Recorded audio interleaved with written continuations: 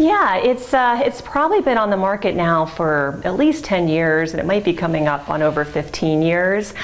So in the land of things, we don't really think of it as so new anymore, but certainly thinking of it as a typical vaccine that we're going to give to all the 11 and 12-year-old kids, that's certainly become the norm.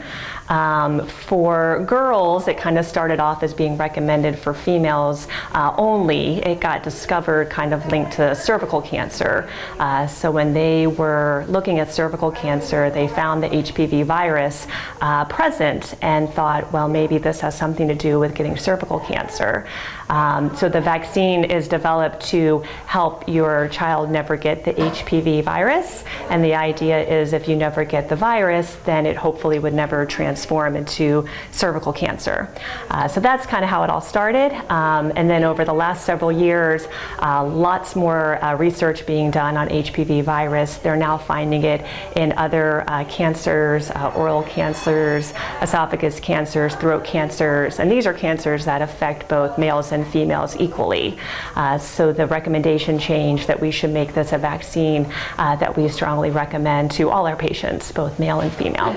So is it an HPV, is it dangerous, and is it completely preventable? Because it's something, when I say it newer, it's in the sense that many parents never received it. Sure, absolutely. It is definitely dangerous in the sense that we know it's linked to developing many kinds of cancers. And it's very novel in the sense that we have a vaccine that can really prevent cancer. Most of our vaccines are preventing a specific infection, where this is really aimed at cancer prevention. So it's very unique in that way.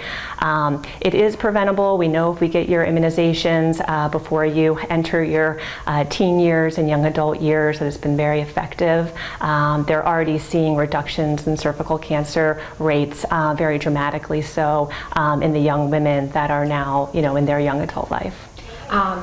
And it's something that what age group is getting it and up to what age group can get it? Because many parents probably have never received this. Sure, yes. It wasn't around for most parents. Some of the youngest parents, maybe, it was around when they were younger.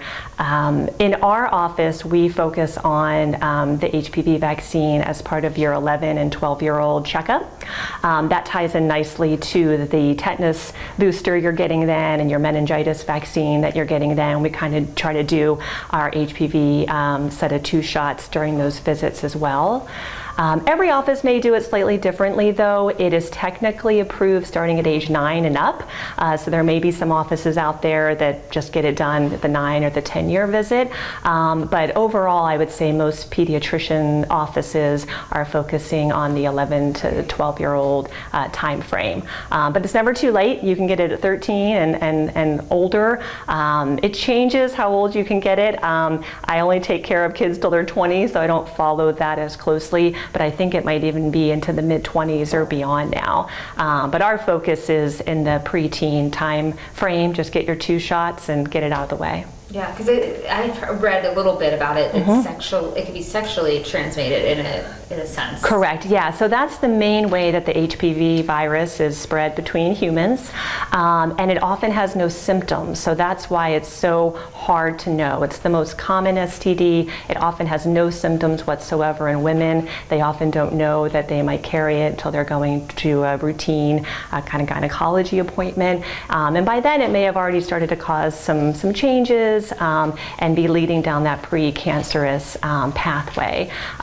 So because it doesn't have many symptoms that you kind of know you might be carrying it, and it's so very common, that was another main reason that the scientists thought, hey, a vaccine here is probably the best way to go.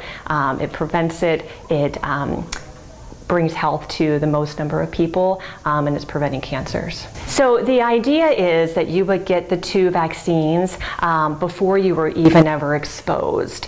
So once you've been exposed, if that virus is in your body, I don't think there's a lot of data that says getting the vaccine after the fact somehow helps that.